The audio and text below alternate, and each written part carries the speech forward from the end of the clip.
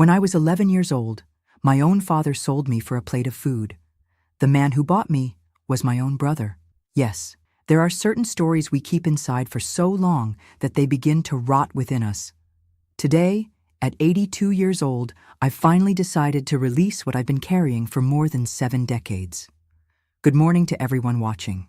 My name is Teresa Alves Collins, but everyone here in Ashland, Kentucky knows me as Miss Terry the Baker, because of the cakes and cookies I've been selling at the farmer's market since I was old enough to work. If you've ever passed through the Saturday market here in town, you've probably seen me there, a skinny old lady with white hair pulled back in a bun, with a smile on my face that hides stories no one could ever imagine. I was born in 1942 in a small wooden house on the outskirts of town, which back then wasn't even half the size it is today.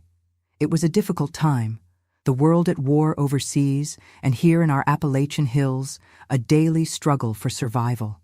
My mother, Sarah, was a quiet woman, of few words and many sighs. My father, Anthony, worked as a construction helper when there was work, and did odd jobs when there wasn't, which was most of the time. I was the baby of the family, the runt of the litter, as they said. My oldest brother, Gerald, was 24 when I was born. Imagine that. He could easily have been my father. The middle one, Claude, was 12 years older than me. It was like I was from a different generation, an accident along the way, as I once heard my father grumble when he thought I was asleep. If you're enjoying this story, take a moment to subscribe to the channel, hit the like button, and leave a comment down below. It can be your name, the town where you live, your age, or whether you have children or grandchildren. This old, curious woman loves knowing how far my voice can reach on this internet that my grandchildren taught me to use. Thanks for keeping me company. Back to my story. Gerald, my oldest brother, left home when I was still a baby. He went to Detroit to seek a better life, and we only saw him occasionally when he'd show up in a borrowed car, bringing some gifts and telling stories from the big city that made my father's eyes shine with pride. But it was Claude, the middle child, who was the real pride of the family. I need to explain something important. Claude wasn't my mother's son. He was the product of my father's first marriage to a woman who died in childbirth. My mother raised him as if he were her own, with all the love in the world. But Claude never reciprocated that. He had a cold, calculating manner, always looking at her as if she were a stranger who had invaded his house. From an early age, I noticed Claude was different. While my mother treated him and Gerald the same, my father made a point of showing that Claude was special. "This boy will go far," he kept repeating. And he did. Claude was intelligent.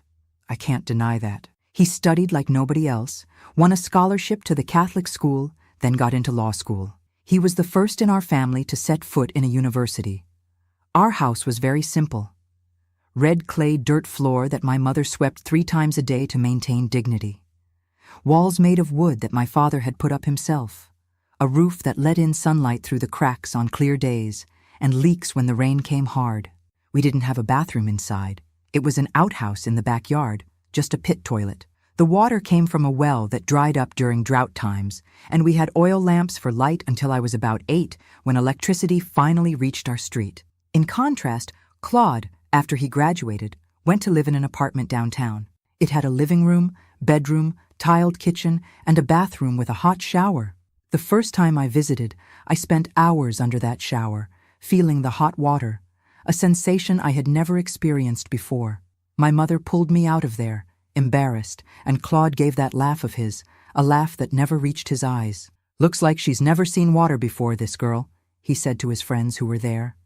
Everyone laughed. I was 7 years old and didn't yet fully understand humiliation. Claude worked in a law firm and, according to my father, made more money in a month than we see in a year. But he rarely helped at home. Once in a while he'd bring a food basket or pay some overdue bill, always making a point of announcing the favor in front of everyone as if he were throwing crumbs to birds. My mother, poor thing, worked as a washerwoman. She would leave the house before sunrise with huge bundles of clothes on her head, go to the creek to wash the clothes of the fine ladies in town, and return at the end of the day with her hands red and cracked, but always with a tired smile on her face when she saw me. "My little princess," she would say, "did you study well today?" Studying was the rule in our house. My father couldn't read, could barely sign his name, but he insisted that I go to school every day. "If you want to be somebody in life, you have to study," he repeated, pointing to Claude's example. "Look at your brother, a graduate lawyer, while your father here is a nobody." I tried hard. I was a good student, liked math and listening to the stories that Miss Dorothy told. At school, for a few hours, I could forget about the poverty, the cramped house, the food that sometimes wasn't there. I could dream of a different future, but real life always came back. When I was 9, a severe drought began in the region. My father's construction work diminished, the fine ladies started washing their own clothes to save money, and our situation, which was already difficult, became desperate. I remember one night when there was absolutely nothing to eat at home. My mother heated water with salt and gave it to me, saying it was soup. I drank it, pretending to believe her, while I watched her and my father subsist on weak, sugarless coffee. It was during this time that I noticed something was changing in the way Claude looked at me. I had grown quite a bit, was starting to become a young lady, as my mother said. When he came to visit, he always found a way to be alone with me, to ask strange questions, to touch my hair or face in a way that made me uncomfortable. "This girl is turning into a pretty young woman," he commented to my father, who swelled with pride. "Takes after her mother," he responded, looking fondly at my mother in one of the rare moments when he showed affection for her. I didn't quite understand what was happening, but I had a bad feeling. A knot in my stomach every time Claude appeared at the house. I avoided being near him, made up excuses to go play at the neighbor's house when I knew he would come. My body knew something that my child's mind didn't yet comprehend. The situation at home kept getting worse. When I was 10, my mother fell ill. It started with a cough that wouldn't go away. Then came fever, fatigue, difficulty breathing. Tuberculosis, they said at the clinic. She needed expensive medicine, good nutrition, absolute rest. 3 things we couldn't give her. My father aged 10 years in a matter of months. By day, he went out desperately looking for any work, carrying sacks at the market, cleaning yards, doing anything that came up. At night, he sat beside the bed where my mother was wasting away, holding her hand, tears silently streaming down his face, marked by the sun and by suffering. I took care of the house as best I could. I stopped going to school to stay with my mother, gave her medicine at the right times, when we had the medicine, cooked what little there was, washed clothes, as I had learned from her. At 10 years old, I was already a miniature adult, carrying responsibilities too big for my thin shoulders. It was during this period that Gerald, my oldest brother, completely disappeared. We heard from acquaintances that he had gotten involved with gambling in Detroit, owed money to dangerous people, and had fled to Montana. My father, already carrying the weight of my mother's illness, seemed even more bent with this news. "Only Claude is left," he muttered, looking at the portrait of his lawyer son that we had on the living room wall, the only framed photo in the house. "Only Claude can help us now." I trembled inside every time I heard this. Something told me that asking Claude for help would come at too high a price. But I was just a child, and my voice carried no weight in family decisions. The situation kept deteriorating. The landlord threatened to evict us for non-payment. My mother's medicine ran out, and we had no money to buy more. Food was increasingly scarce. I had already gone a whole day without eating anything but a piece of stale bread with coffee when my father finally made the decision that would change our lives forever. "I'm going to talk to your brother," he said, putting on his worn hat. "He can't leave his own family in this misery." I wanted to beg him not to go, wanted to say we would find another way, wanted to scream that I was afraid of what Claude might ask in return. But the words didn't come out. I could only watch my father walk out the door, his shoulders drooping, the wounded dignity of a man who found himself forced to beg for help from his own son. What I didn't know at that moment, as I watched my father move away down the dirt road, was that this walk would seal my fate, that his desperation, mixed with my half-brother's calculated evil, would open an abyss under my child's feet, an abyss from which it would take me decades to escape. My father returned at night from Claude's house. He came back different. He had a look I had never seen before, a mixture of shame, anger, and defeat that made my heart tighten in a way I didn't know was possible.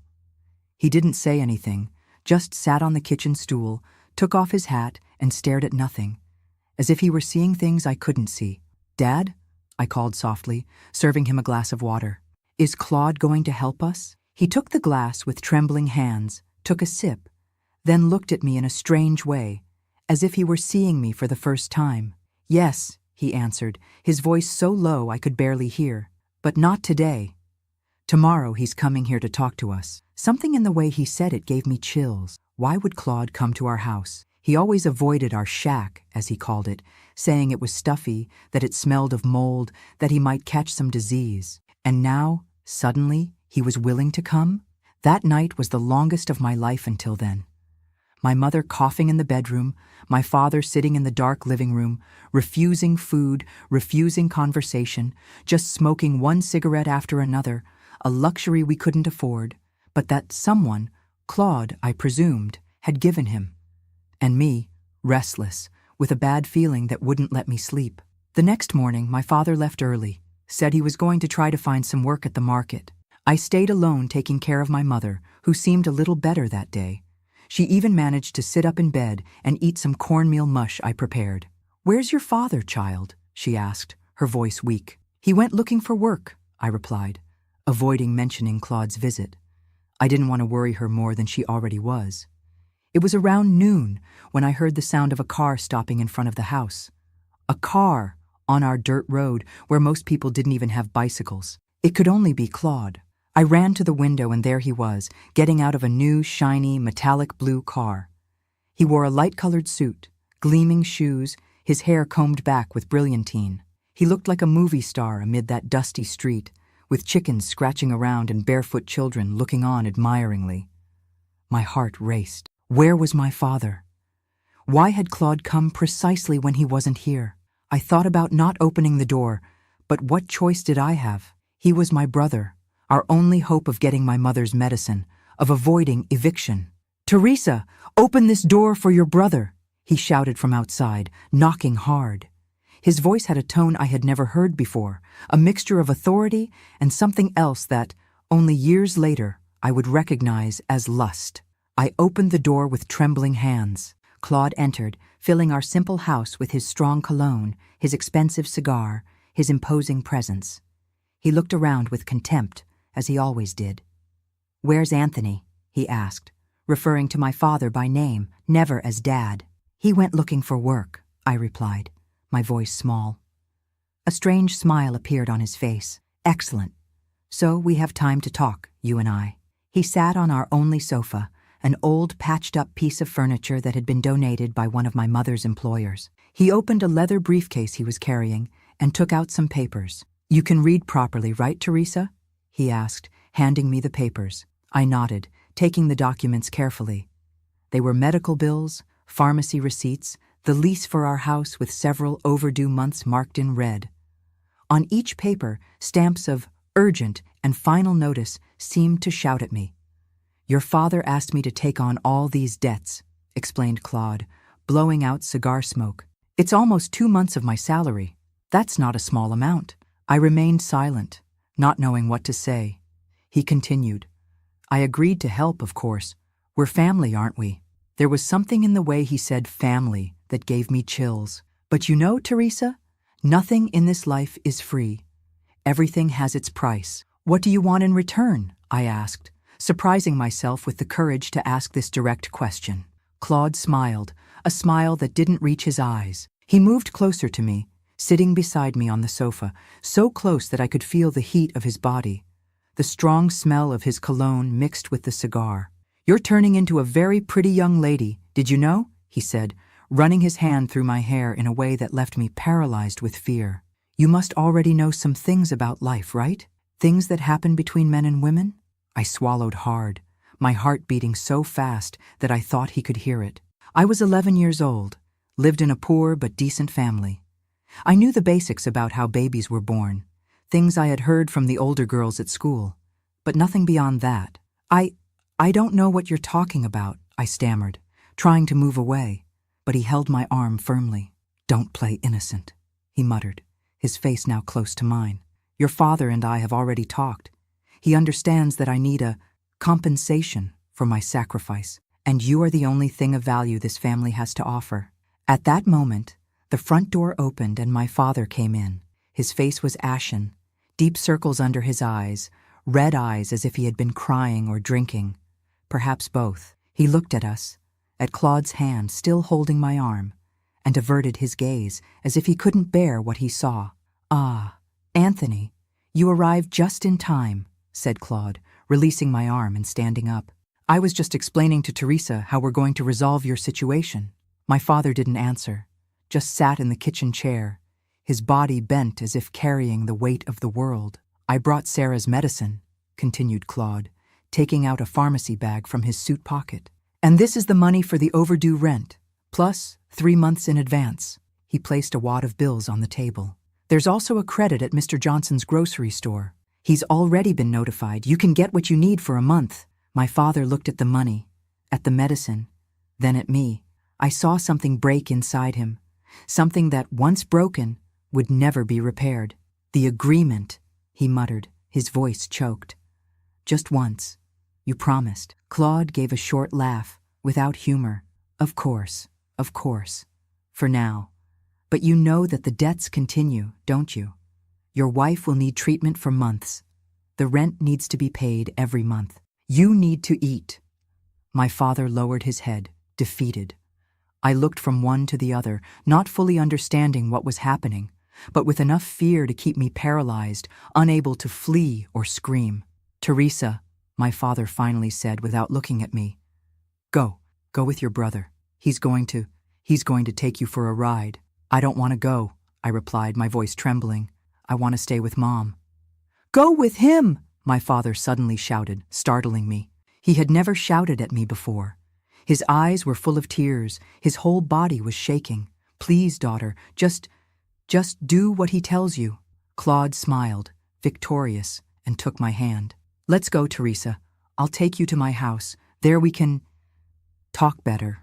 I looked one last time at my father, silently begging for help, for protection. But he just turned his face away, unable to face what he was doing.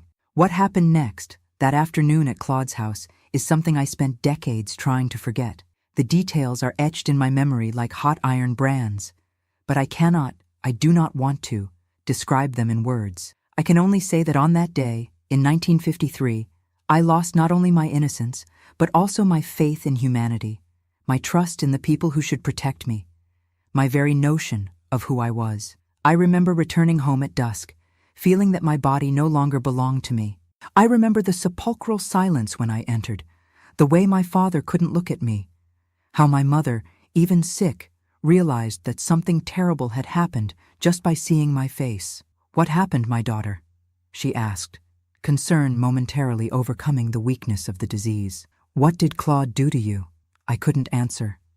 The words simply wouldn't come. I just lay down beside her on the bed, curled up like an injured animal, and cried until I had no more tears. In the days that followed, we lived in a strange, silent agreement. My father used Claude's money to pay the overdue rent, buy food, give the medicine to my mother. She slowly began to improve, a little color returning to her face, the cough diminishing. But there was a shadow in our house now, a heavy secret that poisoned the air we breathed. My mother tried several times to discover what had happened. She wasn't foolish, she knew something serious had occurred.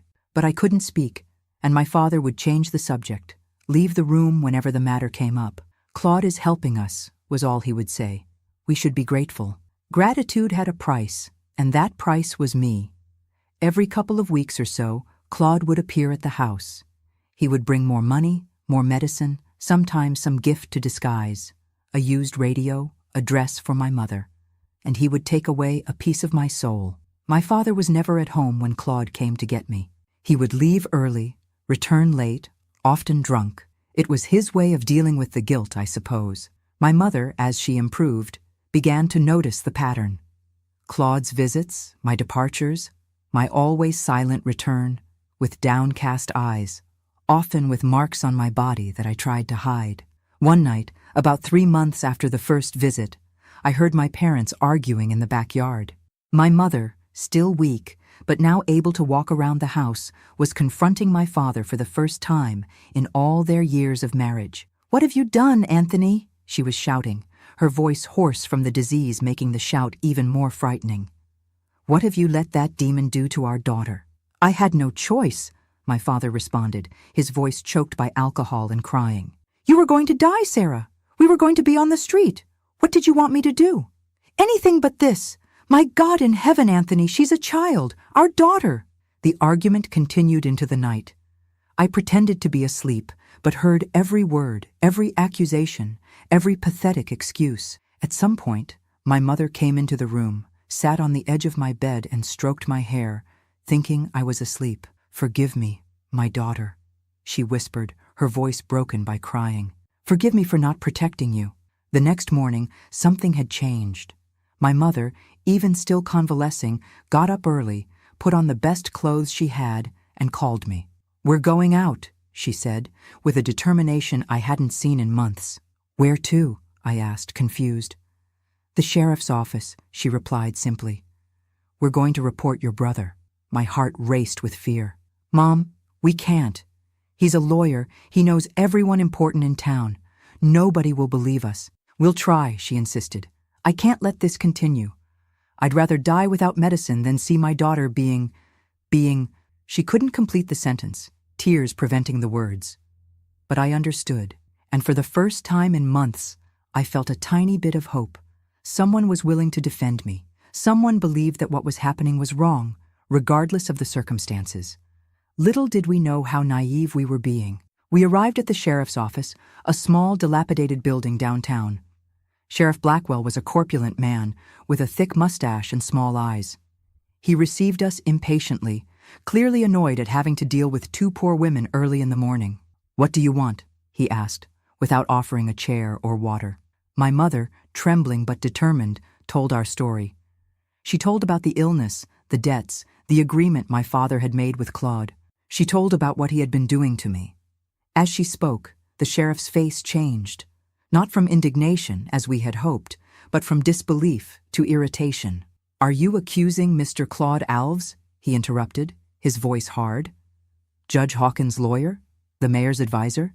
"I'm accusing a man who is abusing my 11-year-old daughter," my mother responded, her courage growing with anger.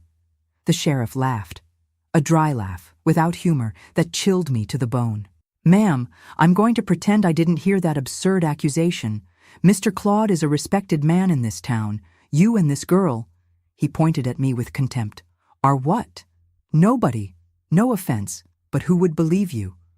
"He is abusing my daughter," my mother repeated, her voice rising. "It's a crime. You're the law. You have to do something." The sheriff stood up, his face red with anger. "The only thing I'm going to do is send you back home before I decide to arrest you for slander and defamation. Mr. Claude is my personal friend, understand? He helped me when my son had problems with the law. I won't allow a washerwoman and her daughter to try to tarnish his reputation."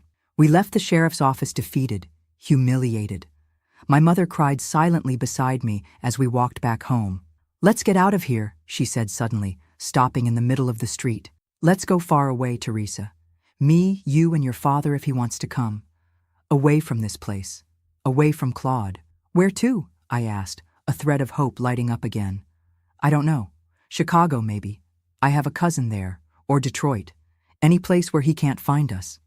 That idea of escape, of a new beginning away from Claude's clutches, gave me strength. I spent the rest of the day helping my mother plan our escape. We gathered what little money we had hidden, separated the few clothes that would be worth taking, made a small bundle with the essentials. When my father came home at night, my mother confronted him with our plan. "We're leaving, Anthony," she announced. "Me and Teresa. You come with us or stay. The choice is yours." My father, surprisingly sober that night, listened to everything in silence. When my mother finished speaking, he looked at me, then at her, and finally spoke. "We can't." "What do you mean, we can't?" my mother exploded. "Of course we can. We'll take a bus tomorrow morning and—" "He will come after us," my father interrupted, his voice low but firm. "You don't understand, Sarah. Claude isn't doing this just out of desire. He's doing it to control us, to have power over us. He has connections everywhere, in the police, in the mayor's office, in the newspapers. If we run, he'll find us, and it will be worse. Worse than this? My mother pointed at me, tears streaming down her face. What could be worse than this, Anthony? My father didn't answer immediately. When he finally spoke, his voice was laden with such deep shame that he could barely look at us. He threatened, he muttered. Said that if we tried anything, if we talked to anyone or tried to run, he would find a way to put you in jail, Sarah. Said he has friends who can plant evidence, false witnesses. And Teresa, he said he would send her to a special place he knows where no one would ever find her. A heavy silence fell over us.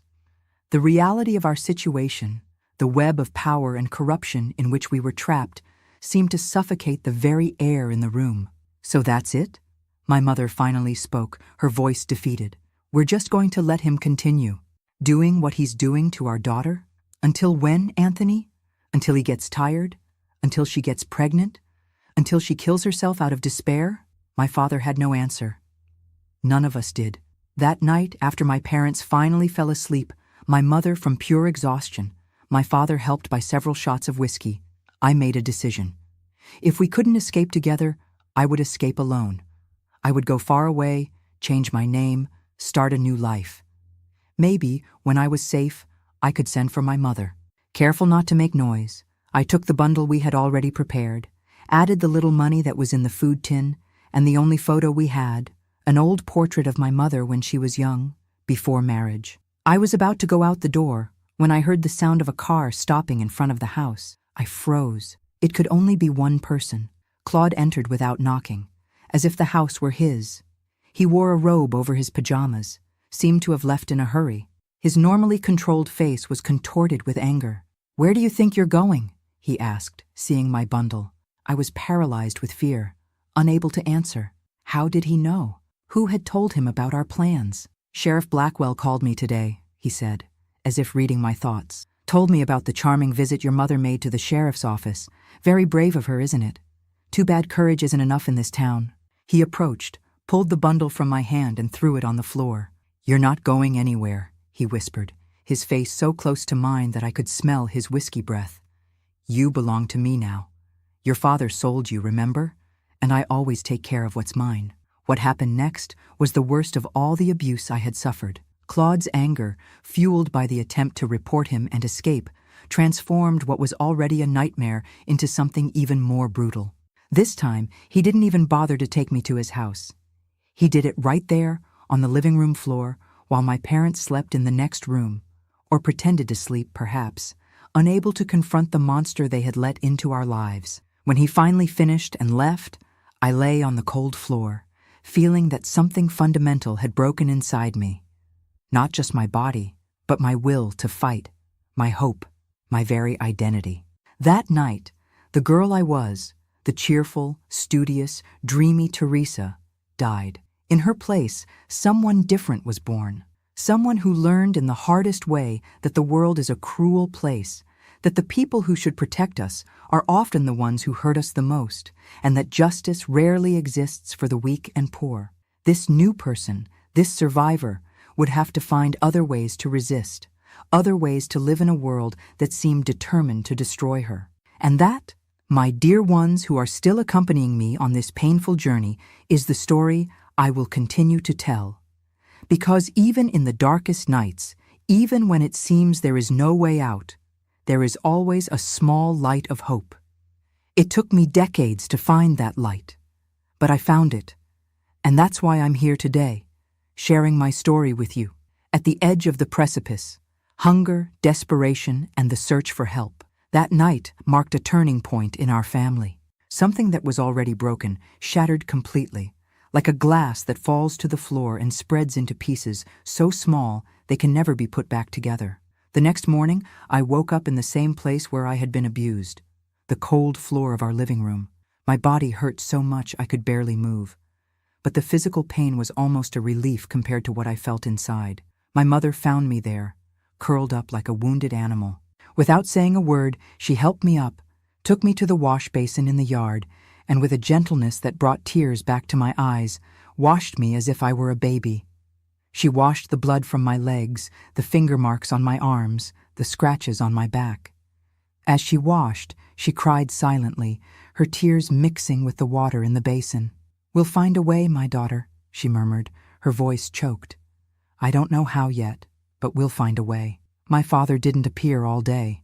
I found out later that he had spent the day drinking at Mr. Jack's store, spending what little money we had, drowning his guilt in cheap whiskey. When he finally returned, late at night, he didn't even look at us. He went straight to the bedroom and locked himself in there.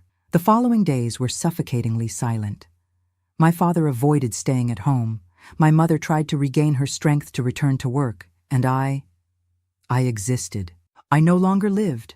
I just existed, moving like a ghost through the house, doing the mechanical tasks, washing clothes, sweeping the floor, cooking what little we had. I stopped going to school.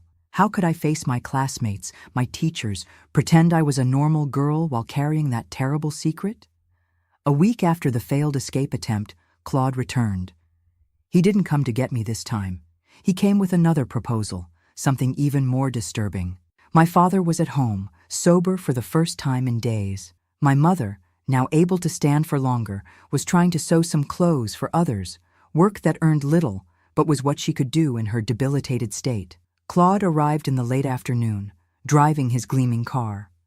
He entered without knocking, as if the house were his, and in a way, at that point, it was. He carried a leather folder under his arm, and an expression that mixed disdain and barely contained excitement. "Good afternoon, family," he said ironically. "I've come to bring news." He sat at the kitchen table without being invited. My mother got up, muttering that she was going to the bedroom, but Claude stopped her. "Stay, Sarah," he ordered. "What I have to say concerns all of you." Reluctantly, my mother sat back down. I huddled in a corner, trying to make myself invisible, while my father remained standing, leaning against the wall, his eyes lowered. "Things are changing," Claude began, opening his folder and taking out some papers. "The mayor is planning urban renewal. This whole area," he made a sweeping gesture, "will be expropriated in the coming months. They're going to build an industrial park here." My father raised his head, surprised. "Expropriated? You mean we'll have to leave?" "Exactly, Anthony.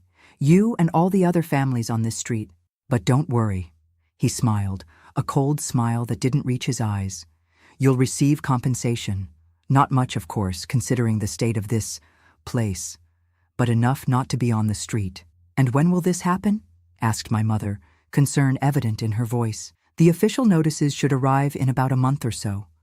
But I, as the mayor's legal advisor, have advance access to this information." He paused, savoring the power he had over us. "I thought of finding a way to help you get better compensation. After all, we're family, aren't we?" That word, family, in his mouth sounded like a profanation. I clenched my fists, feeling a hatred I had never experienced before. "What do you want in exchange this time?" asked my father, his voice low but laden with bitterness. Claude smiled again, that smile that gave me chills. "Well, since you asked, I have a new agreement to propose." He took more papers from the folder, spreading them on the table. "Contracts, from what I could see from my position in the corner of the kitchen. I can guarantee that you receive triple the normal compensation amount," he explained. "With that money, you could buy a decent house in another neighborhood, maybe even open a small business. Sarah could get proper treatment without depending on public charity." He made a dramatic pause, looking at each of us before continuing. When his eyes met mine, I felt a chill run down my spine. "In exchange," he continued, "I want something more permanent than our previous arrangements." "What do you mean?" asked my father, though I suspected he already knew the answer. "I want Teresa to come live with me," said Claude, directly and without beating around the bush. "As my official ward, I'll take care of her education, her future. She'll have everything you could never give her. Good clothes, private school, maybe even college one day." My mother let out a strangled sound, as if someone had squeezed her throat. "Never," she managed to say, her voice trembling with anger. "I will never hand over my daughter to you, you monster." "I'm not asking for your permission, Sarah," Claude replied coldly. "I'm informing you how things are going to be. The decision is Anthony's, legally, and he has already proven to be a pragmatic man." My father seemed to have aged 10 years in a few minutes. His face was ashen, his shoulders bent under the weight of guilt and shame. "I can't," he muttered. I've gone too far already. I can't simply sell my daughter. But you already have, Anthony. Claude laughed, a sound without joy. You sold her the first time you accepted my money knowing what I wanted in return. Now I'm just proposing to formalize the agreement. The silence that followed was dense, suffocating. I trembled in my corner, unable to believe that my fate was being negotiated like this, as if I were a piece of land or a head of cattle. And if we refuse? My mother finally asked, her voice a little firmer. Claude shrugged, a studiedly casual gesture. Then you'll receive the minimum compensation, which will barely be enough to rent a shack worse than this one. And who knows what might happen after? Maybe Sheriff Blackwell will discover that you're involved in some illegal activity. Maybe Sarah will have a serious relapse and won't be able to get treatment at the public hospital. The threats, even veiled, were clear. He had the power to destroy what little remained of our lives. I'll give you a week to think about it, he concluded, collecting the papers and putting them back in the folder. I'm a reasonable man after all. Before leaving, he stopped beside me and ran his hand through my hair, a gesture of possession that made me stiffen with disgust and fear. See you soon, Teresa, he whispered, just for me. Very soon. When Claude left, the silence that remained was almost solid, palpable. My mother was crying silently, her hands covering her face. My father seemed like a statue, motionless, his eyes fixed on some distant point that only he could see. I felt strangely calm, a calmness that came not from acceptance, but from a kind of dissociation, as if I were observing everything from outside, as if that girl leaning against the kitchen wall wasn't really me, but a character in a sad story I was reading. In the days that followed, the tension at home was so thick you could almost cut it with a knife. My parents barely spoke to each other. My mother alternated between periods of silent crying and explosions of desperate anger. My father drank more than ever, coming home later and later, more and more destroyed. On the fourth day after Claude's visit, something unexpected happened.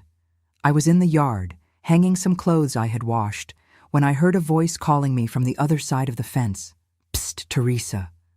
It was Mrs. Jenkins, our neighbor, a lady in her 60s who lived alone in the house next door. She had always been kind to me, sometimes giving me fruit from her yard or a piece of cake when she made some. Come here, child, she called, waving discreetly. I looked back, making sure no one was watching, and approached the fence. I heard, she said, her voice low. The walls are thin, you know. I heard what that man has been doing to you. I froze. Our shameful secret exposed.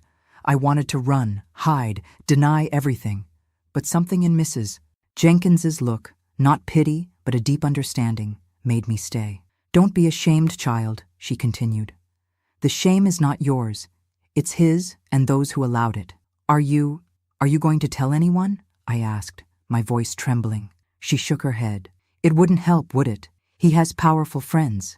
I tried once, many years ago, to report a man like him. No one believed me. Her eyes became distant for a moment, as if she were seeing something from the past. Then she focused on me again. But I can help you in another way, she said, taking a yellowed envelope from her apron pocket. I have a sister in Chicago. She has a boarding house for young women, a decent place. I wrote to her about you. She's willing to take you in. I could hardly believe what I was hearing. A way out, a possibility of escape that I hadn't even dared to imagine. But how would I get there? I don't have money for the ticket, and he'll look for me. I have a little money saved, Mrs. Jenkins replied. Not much, but enough for the ticket and a few weeks until you find work. And as for him looking for you, she lowered her voice even more. He can only look for someone who's alive, can't he? I looked at her, confused. She explained her plan, a plan she had elaborated after hearing, night after night, the horrors that happened in the house next door. A risky, desperate plan, but one that might work. There would be a fire, an accidental fire in our house, while my parents were away. The houses in the neighborhood, all old and dried-out wood, would catch fire easily. They would find a body, the body of a homeless woman Mrs. Jenkins knew, a woman without family who lived on the streets and who was about my size. The homeless woman was already dead, Mrs. Jenkins explained. She had died of cold the night before, behind the church. No one would miss her. no one would claim her. "Fire destroys everything," said Mrs. Jenkins, with a certainty that frightened me. "After a strong fire, it's almost impossible to identify a body. They'll assume it's you, and you'll be on the bus to Chicago, starting a new life." The idea was so absurd, so extreme, that my first impulse was to refuse. Fake my own death? Let everyone believe I had died burned? Abandon my mother forever?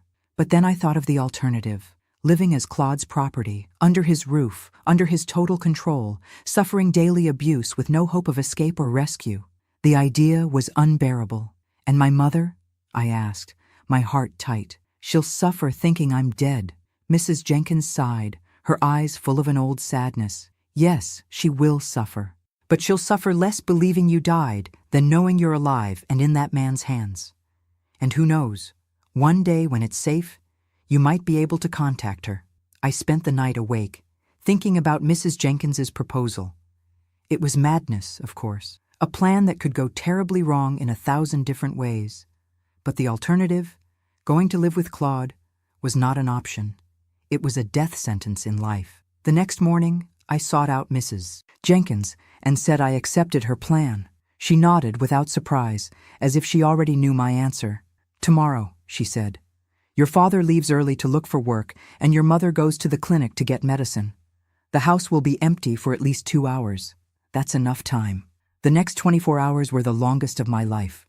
I secretly packed the few things I would take: 2 changes of clothes, my mother's portrait, a small crucifix that had belonged to my grandmother. The rest I would leave behind, along with my name, my identity, my stolen childhood. The night before the escape, my parents had another terrible argument. The worst of all. My father, drunk as usual, said that perhaps we should accept Claude's proposal. "At least she would have a better life," he shouted, the words slurred by whiskey. "What can we offer her? Misery? Hunger? A better life?" my mother shouted back, her voice hoarse from so much crying. "Being abused every day by that monster? That's a better life for you, Anthony? At least she would have food on the table, clothes on her back, good school. And at what price? At the price of her body, Anthony, of our daughter's body." The argument continued, escalating to levels of anger and desperation I had never seen before. At one point, my mother grabbed a knife, threatening my father. "If you hand her over to that demon," she said, her voice dangerously calm now, "I swear to God I'll kill you, and then I'll kill myself. I won't live knowing I allowed this."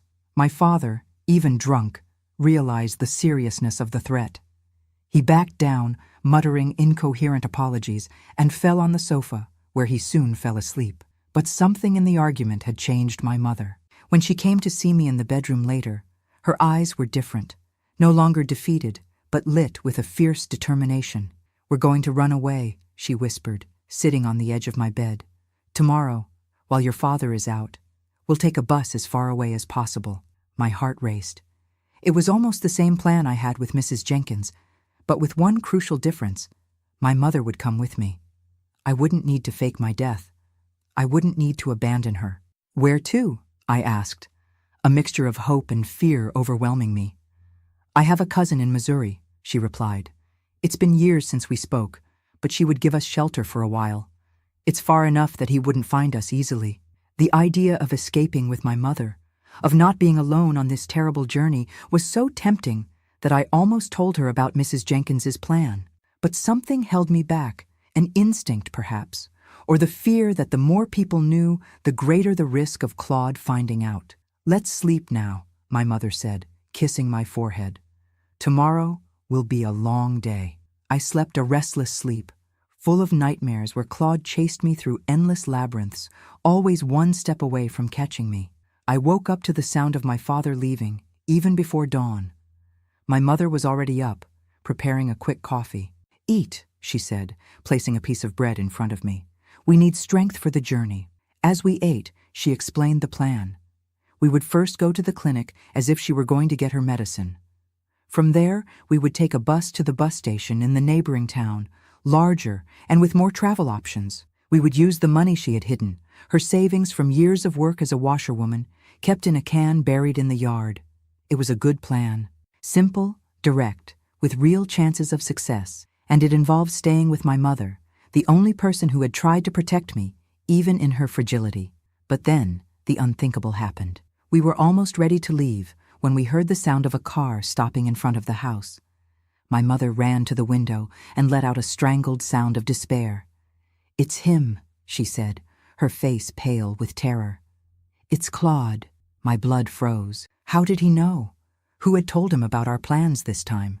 "Quick!" My mother pushed me toward the bedroom. "Hide under the bed. Don't come out no matter what you hear." I obeyed, squeezing into the tight space under my parents' double bed. I had barely settled when I heard the front door being opened violently. "Where is she?" Claude's voice, normally controlled, was altered by an anger I had never heard before. "Who?" My mother tried to disguise, but the fear was evident in her voice. "Don't play dumb, Sarah. I know you're planning to run. Where is Teresa?" "I don't know what you're talking about," my mother insisted. "Teresa went to school." A cruel laugh followed this obvious lie. "School? She hasn't been to school for weeks. Everyone knows that." I heard heavy footsteps crossing the living room, entering the kitchen, coming back. "I'm going to ask one more time." Claude's voice was dangerously calm now. "Where is Teresa?" The silence that followed was so tense I could barely breathe. Then, my mother's voice, firm despite the fear, "Far from you, where you'll never be able to touch her again." The sound of a slap cut through the air, followed by a dull thud. My mother falling, probably. I bit my lip not to scream, tears silently streaming down my face. "You ungrateful bitch," Claude was shouting now. "After everything I did for you, saved your miserable life with the medicine I paid for, and this is how you thank me?" The sounds that followed were the most terrible I had ever heard. My mother being beaten, objects breaking, muffled screams. I was shaking so much I thought the bed above me would shake too, revealing my hiding place. "Where is she?" Claude was yelling between blows. "Not going to say," my mother responded, her voice getting weaker and weaker. Then, the worst sound of all, a sharp scream, cut off halfway, followed by absolute silence. The silence extended for a time that seemed like an eternity. I heard slow footsteps walking through the house, doors being opened and closed, furniture being moved, Claude looking for me, methodically. When the footsteps approached the bedroom where I was hiding, I held my breath. I saw his expensive shoes stopping beside the bed, just inches from my face. He stood there, motionless, for an endless time. Then, he let out a frustrated sigh and left. I heard the front door slamming, the car engine starting, the sound of tires on the dirt as he drove away. Even so, I remained motionless, too terrified to come out. Only when the silence became unbearable did I finally crawl out of my hiding place. What I saw in the living room made me fall to my knees, a silent scream frozen in my throat. My mother was lying on the floor, amid broken furniture and shards of dishes. Her face was unrecognizable, swollen and covered in blood. But the worst was the handle of a knife, our kitchen knife, protruding from her chest, the blade completely buried, the pool of blood slowly spreading on the dirt floor. I crawled to her, unable to believe what I was seeing. I touched her face, called her name, begged her to respond. But I knew, with a terrible certainty, that she was gone. She had died protecting my secret, refusing to reveal my whereabouts even under torture. I don't know how long I stayed there, hugging my mother's body, crying until I had no more tears. It was Mrs. Jenkins who found me like that, hours later. She had come to check why we hadn't followed through with the plan. "Dear Lord," she muttered, seeing the scene. Then, with a presence of mind that I only understood much later, she quickly closed the door behind her and knelt beside me. "Teresa," she called, gently shaking my shoulders. "Teresa, look at me." I raised my eyes, unable to speak, still clinging to my mother's body. "You need to get out of here," she said, her voice urgent but gentle. "Now, before he comes back, before your father comes back." "I can't leave her," I managed to say, my voice hoarse from so much crying. "She's already gone, child," Mrs. Jenkins replied, with infinite compassion in her eyes. "Gone to protect you. Don't waste that sacrifice." With a firm gentleness, she separated me from my mother's body, took me to her house through the back, where no one could see us. There, she helped me wash, gave me clean clothes, and while I was in shock, changed the entire plan. "We can no longer fake your death," she explained, while preparing a larger bundle with clothes, food, and money. "Now you're a real fugitive. Claude will look for you for murder." "Murder?" I repeated, not understanding. "He'll say you killed your mother," explained Mrs. Jenkins, with a cruel lucidity. "He'll make up some story, that you fought, that you went crazy, and the authorities will believe him, because that's what they always do." The injustice was so absurd, so complete, that I couldn't even react. I just let Mrs. Jenkins guide me, following her instructions mechanically, like a doll without a will of its own. She led me along dirt paths behind the houses to the road that left town. There we waited hidden among bushes until a cargo truck passed. "That man," she pointed to the driver, "is my nephew. He'll take you to the bus station in Louisville. From there, you take a bus to Chicago. My sister will be waiting." Before saying goodbye, I asked the only thing that still mattered to me. "And my father? What will happen to him?" Mrs. Jenkins sighed, her eyes full of an old sadness. "I don't know, child. Maybe he'll find the courage he never had and report Claude. Maybe he'll surrender to drink completely. Or maybe—" She didn't complete the sentence, but she didn't need to. We both knew that my father could be Claude's next victim. With a heart heavy as lead, I climbed into the truck. The driver, a middle-aged man with kind eyes, asked no questions. He just nodded to Mrs. Jenkins and started driving. As the truck moved away, I looked one last time at the place that had been my home. The small houses in the distance, the red dust of the road, the immense Kentucky sky.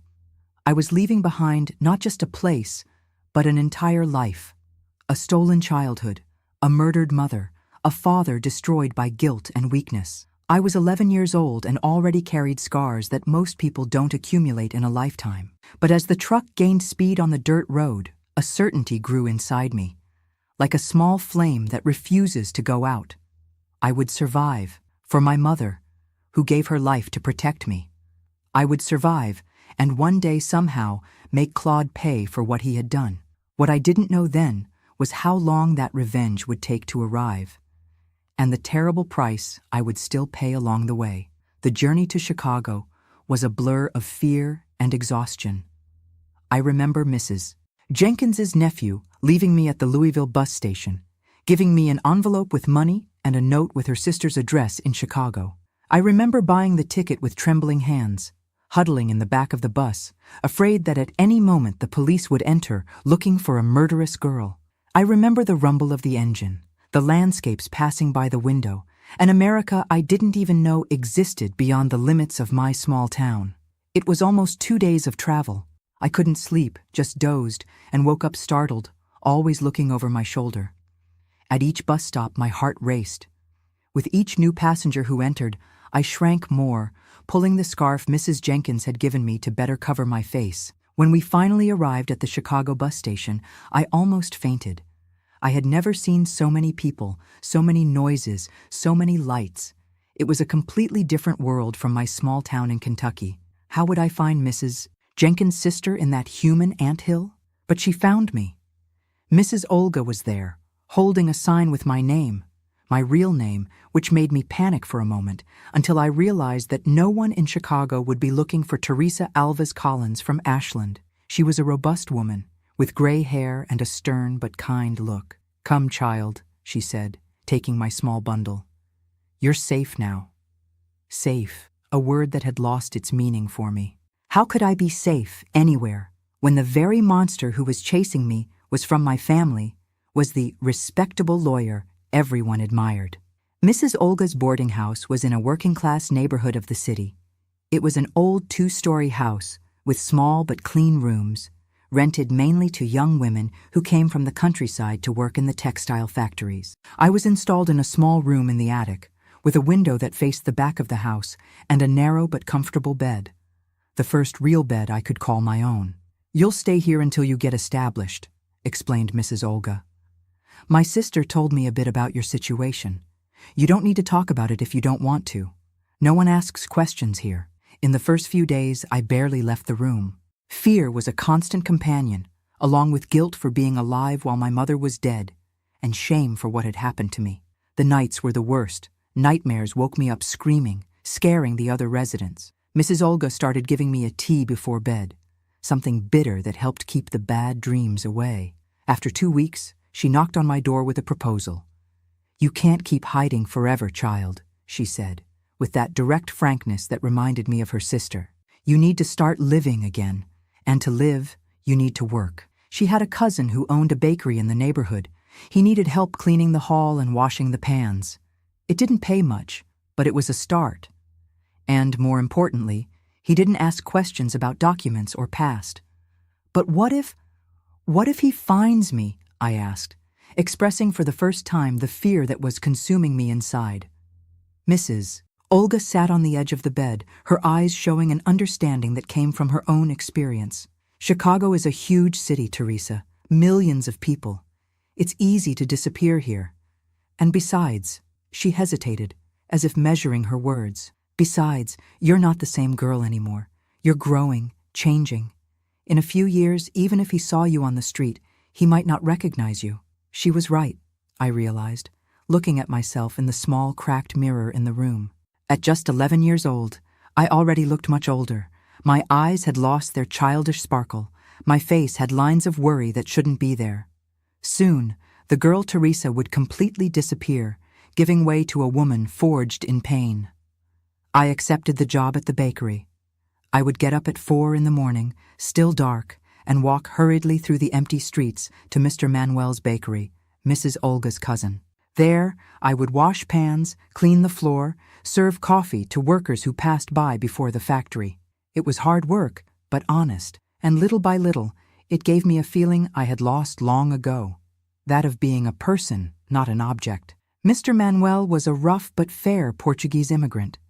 He paid on time, never treated me badly, and as promised, never asked questions about my past. When he needed my documents to register me as an employee, Mrs.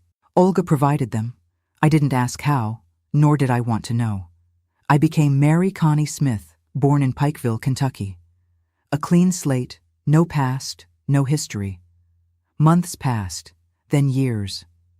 Gradually, the open wound in my chest began to form a scab. It didn't heal completely, it never would, but it no longer bled constantly. I made some friends at the boarding house, other young women who, like me, carried their own secrets. No one asked too much. We were all survivors in our own way. At 14, I was already working at the bakery counter, serving customers. I had learned to disguise my Kentucky accent, to dress like the girls from the big city, to blend into the anonymous crowd on the streets of Chicago. I attended night school, as Mr. Manuel insisted that I needed to at least complete elementary school. At first, I resisted. I was afraid that somehow enrolling in a school might leave clues for Claude, but Mrs. Olga assured me that with my new documents, it was impossible for them to track me down. And so, slowly, I rebuilt some kind of life. I wasn't happy. Happiness seemed a distant, almost abstract concept, but I was alive. I worked, studied, saved every penny I could. Deep in my mind, I always knew that one day I would return to Kentucky. Not to stay, but to settle scores. When I turned 18, I was already manager of the bakery. Mr. Manuel was getting old and trusted me to take care of the accounts, purchases, practically everything. He paid me well, and I had saved up a small nest egg. It was then that I received the first news from Ashland since my escape. It was a letter from Mrs. Jenkins, sent through her sister. I opened it with trembling hands, my heart racing.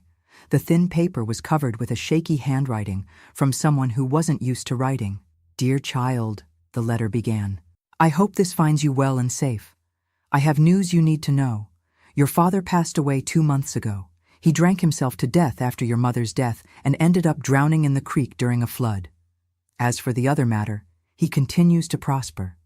He's now a judge. Imagine that, a man like that dispensing justice. The world is upside down. Many people still talk about you here. They say you killed your mother and ran away. I know it's not true, but that's what he spread.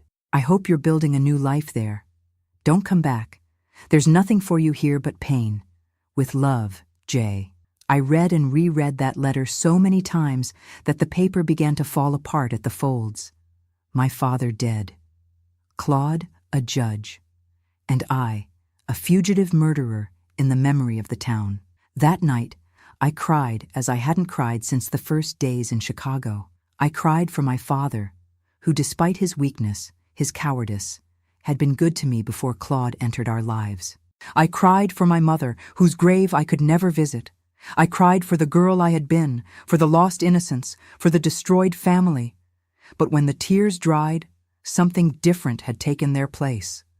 A cold, calculated resolution. Claude was a judge now, powerful, respected, while I, his victim, lived in hiding under a false name, carrying the stigma of a crime I didn't commit. That wasn't right. It couldn't continue like this. But how to confront him? He had the entire system on his side, the police, the courts, the society that respected men in suits and despised poor girls. I needed a plan, allies, evidence. In the following years, this plan slowly took shape.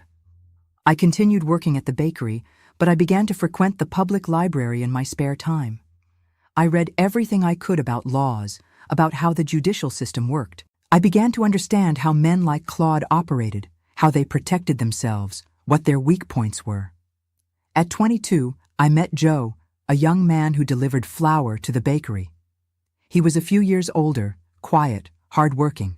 We started talking during his deliveries, then going out together on my days off.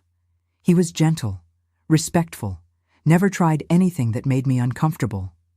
With him, I learned that not all men were like Claude. After a year of dating, he asked me to marry him. I hesitated, not because I didn't like him, but because I had never told him my secret. He knew Mary Connie, not Teresa. How could I marry someone who didn't know who I really was? One night, I took courage and told him everything. About Ashland, about my father and mother, about Claude and the abuse, about the escape, about the new identity. I expected him to back away, disgusted, frightened. But Joe just held my hands, his eyes full of tears. "This explains so many things," he said softly. "The nightmares, the fear I see in your eyes sometimes, the way you flinch when someone raises their voice." He hugged me, and for the first time in many years, I felt truly safe in someone's arms. "We'll make him pay," Joe promised. "I don't know how yet, but we'll find a way." We got married in a small registry office, with only Mrs. Olga and Mr. Manuel as witnesses. Joe sold the small farm he had inherited from his father on the outskirts of Chicago, and with that money, plus my savings, we bought Mr. Manuel's bakery, who wanted to retire and return to Portugal. The following years were of hard work, but also of planning. Joe had a friend who worked as a reporter for a small newspaper. Through him, we began to follow news from Kentucky, especially about Claude, now a respected judge who presented himself as a candidate for mayor of Ashland. Meanwhile, our family grew.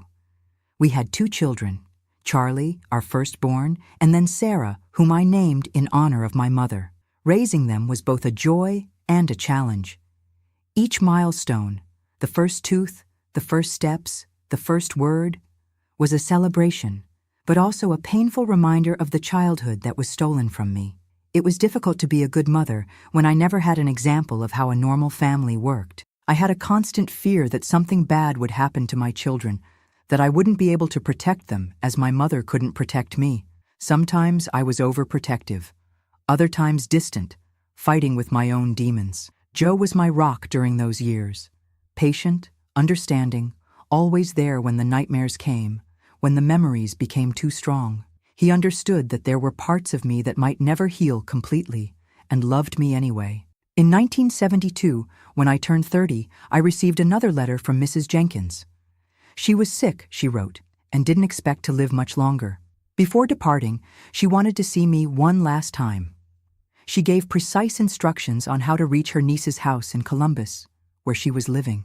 It was closer than Ashland, she wrote, and safer for me. I hesitated.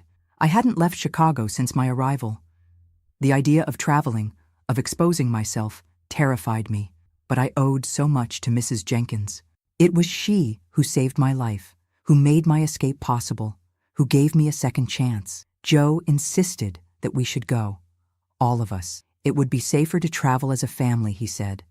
No one would look for a married woman with 2 children after so many years. The trip to Columbus was tense.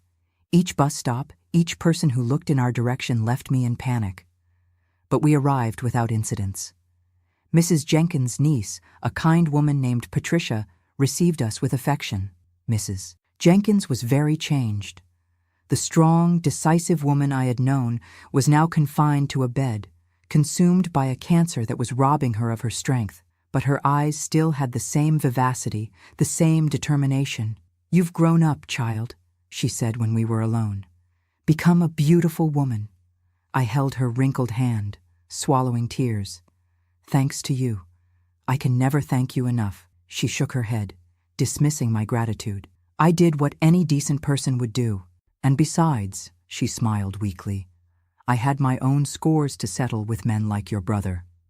She then told me something she had never revealed before, that like me, she had been abused in childhood by an uncle, a respected man in the community, who never paid for his crimes. "That's why I understood your suffering, child. And that's why I couldn't stand by watching it happen again." We talked for hours. I told her about my life in Chicago, about Joe, about my children. She listened to everything attentively, occasionally asking questions, her eyes shining with satisfaction at knowing that I had managed to build some kind of life after the horror. When I was about to leave, she held my arm with a surprising strength for someone so sick. "He's still there, you know? More powerful than ever. Going to be mayor, they say. Maybe even congressman one day." Her eyes narrowed. "Men like him never stop. There must be other girls after you. Other lives destroyed." A chill ran down my spine. Of course there would be others. How had I not thought of this before? Claude wouldn't stop just because I had escaped. His type of evil was insatiable. "What can I do?" I asked, more to myself than to her. "No one would believe me. He's a judge, I'm nobody." Mrs. Jenkins smiled, a smile that reminded me of many years ago, when she explained her plan to get me out of Ashland. "There's one thing I've learned in life, child. Everyone has secrets. Especially powerful men. Secrets they would give anything to keep hidden." She took a yellowed envelope from under her pillow. "Take this. I've kept it all these years, waiting for the right moment." Inside the envelope was a black and white photograph, yellowed at the edges. It showed Claude much younger, in uniform, alongside other equally uniformed men. "Your brother served in the border battalion during the war," explained Mrs. Jenkins. "There was an incident. Something involving Italian civilians. It was hushed up, of course, but there are still living witnesses. People who, like you, keep their stories, waiting for the right moment to tell them." I looked at the photograph, then at Mrs. Jenkins, confused. "How do you know this?" She smiled again. "My late husband was in the military, served with your brother, saw things, heard stories that would make me even more disgusted, if that were possible. Stories that your brother would pay any price to keep hidden, especially now that he wants to enter politics." When we returned to Chicago, I had not only the photograph, but also names. 3 men who had served with Claude, who had witnessed the incident. One of them, according to Mrs. Jenkins, now lived in Chicago. We began our search. Joe used his contacts, asked around, investigated. It took months, but we finally located Jarvis Taylor, former sergeant, now the owner of a bar in the South Side. At first, he refused to talk. The fear in his eyes when we mentioned Claude was palpable, but Joe was persuasive, and after several visits, several conversations, he finally began to open up. The incident had actually been a massacre. A family of Italian immigrants unjustly accused of collaborating with the Axis. Claude, then a young lieutenant, had ordered the execution. Men, women, even children. Afterward, he falsified reports, threatened witnesses, made sure the story never came to light. "Why did you never report it?" I asked Jarvis, horrified by what I had heard. He laughed, a bitter sound. "Report to whom, ma'am? To the same military that covered everything up? To the politicians who support men like him? Besides," he lowered his voice, "he has evidence against all of us. Photos, documents that incriminate us, too. We all had our hands tied, but I wasn't. Slowly, A plan began to form in my mind. A risky, dangerous plan that could cost me everything I had built, but which, if it worked, would finally bring some form of justice. I spent the next few months gathering evidence. Jarvis, reluctantly, provided names, dates, places. Joe used his contacts at the newspaper to discreetly investigate, confirm details. We found other witnesses: a doctor who had treated the few survivors, a priest who had tried to intervene. And then, in early 1974, when Claude officially announced his candidacy for mayor of Ashland, we decided it was time to act. It wasn't easy. I had to leave my children with Mrs. Olga, promise Joe that I would be careful, overcome my own terror of returning to the town where I had lost everything. But the idea of Claude gaining even more power, perhaps reaching a position where he could harm even more people, was unbearable. I arrived in Ashland on a hot August morning. The town had changed, grown, modernized. But for me, every corner still held memories. Every unfamiliar face could be someone who would recognize me, who would shout, "The murderer is back." I stayed at a small boarding house on the outskirts, using a false name. For days I just observed, gathered information. Claude had a campaign office downtown. Every day he received supporters, made speeches, promised a bright future for the town. No one seemed to see the monster behind the polished smile, the well-cut suit. Finally, on a night when I knew he would be alone in the office, information obtained from the building janitor through a generous tip, I decided to confront him. I entered through the back door, my heart beating so hard I thought I would faint. So many years of nightmares, of fear, of pent-up anger, and now I was just a few feet away from him. When I opened the office door, he was sitting at his desk, reviewing some papers. He looked up, annoyed by the interruption. "Who are you? How did you get in here?" He didn't recognize me. Of course not. The skinny, frightened 11-year-old girl had transformed into a 32-year-old woman with lines of expression and an iron determination in her gaze. "Don't you recognize me, Claude?" I asked, my voice surprisingly firm. "It's me, Teresa." I saw the color drain from his face. He stood up abruptly, knocking over the chair. "Teresa, but you're dead, or you ran away after killing your mother." "We both know who killed my mother," I replied, taking a step forward. "The same man who abused an 11-year-old girl, the same one who now wants to be mayor."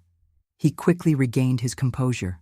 The initial shock gave way to the same cold, calculating smile that I knew so well. "No one will believe you," he said, walking around the desk to get closer to me. "I'm a respected judge. You're a fugitive, a murderer." I took the envelope I had brought with me from my pocket. I spread its contents on the desk. Copies of testimonies, Mrs. Jenkins' photograph, documents that Jarvis had provided. "I didn't come here for them to believe me," I explained calmly. "I came for them to believe them. The witnesses of what you did during the war.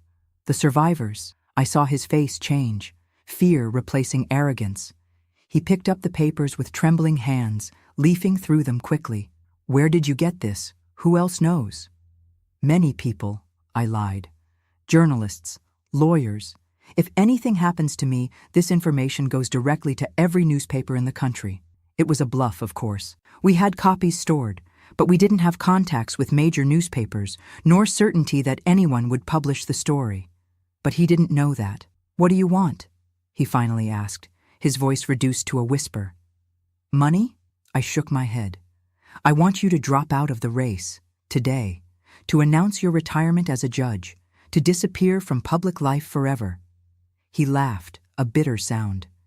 "You're asking me to destroy my life, like you destroyed mine," I responded, without emotion. "The difference is that I'm giving you a choice, more than you gave me." What followed was a tense negotiation that lasted hours. He tried to intimidate me, then buy me off, then convince me he had changed. I remained firm. In the end, when the sun was already beginning to rise, he agreed to my terms. The next day, to the shock of the entire town, Claude announced his withdrawal from the electoral race and his retirement from the judiciary, citing health problems. Within weeks, he had sold his house in Ashland and moved to Miami, where, I later learned, he lived in seclusion. I returned to Chicago with an enormous weight lifted from my shoulders. It wasn't complete justice. He would never legally pay for his crimes, never go to jail for the abuse, for my mother's murder. But at least he had lost his power, his ability to continue harming others. In the years that followed, I slowly rebuilt not just my life, but my identity. Gradually, Mary Connie gave way to Teresa again, not the innocent girl from before, but a new version, forged through pain and overcoming. I told my story to my children when they got older, so they would understand where they came from, who their mother really was. It was difficult, painful, but also liberating. I no longer needed to live in the shadow of fear, under the weight of the secret. Our bakery prospered, becoming famous for my cakes and cookies, recipes I vaguely remembered seeing my mother make. When my children grew up and took their own paths, Joe and I decided to move. Not to Ashland, I could never live there again, but to a nearby town, where the climate reminded me of my childhood. In 1998, Joe passed away peacefully in his sleep. I was 56, still young enough to start over, but with no desire to do so. I had loved only one man in my life, and that was enough for me. Instead, I dedicated myself to a new mission. With the money from the sale of the bakery, I founded a small organization to help children and adolescents who were victims of abuse. A safe place where they could tell their stories, receive support, learn that they weren't alone, that they weren't to blame for what they had suffered. I called it Sarah's House in honor of my mother, who gave her life to protect me. Over the years, hundreds of children passed through there. Some managed to rebuild their lives, as I had done. Others still struggled with their demons. All had a safe place to stay, people who believed in them, who understood their suffering. In 2007, I received news that put the final period on my story with Claude. He had died alone in his apartment in Miami. He had left no family, friends, no one to claim his body. According to the local newspaper that reported his death almost as a footnote, he had become a recluse, an alcoholic, obsessed with the idea that he was being persecuted. I felt no joy at the news, nor pity, just a strange emptiness, as if a very long and painful chapter of a book had finally come to an end. And so, my dear ones who have accompanied me this far on this painful journey, I come to the end of my story. Today, at 82 years old, I look back and see a life that, despite all the scars, was worth living. I had love, I had family, I had purpose. I survived what many would not survive and transformed my pain into help for others. If you've come this far with me, I thank you from the bottom of my heart. It's not easy to hear stories like this, just as it's not easy to tell them. But it's necessary. Silence protects only the abusers, never the victims. If this story touched your heart, I ask that you subscribe to the channel, leave your like, and share with someone who might need to hear that it's possible to survive even the worst horrors. Remember always, your story doesn't end with trauma. What they did to you is just one chapter, not the entire book. You have the power to write the next chapters, and they can be more beautiful and meaningful than you ever imagined. Thank you for listening to me. Thank you for witnessing. Thank you for remembering. With love, Miss Terry the Baker.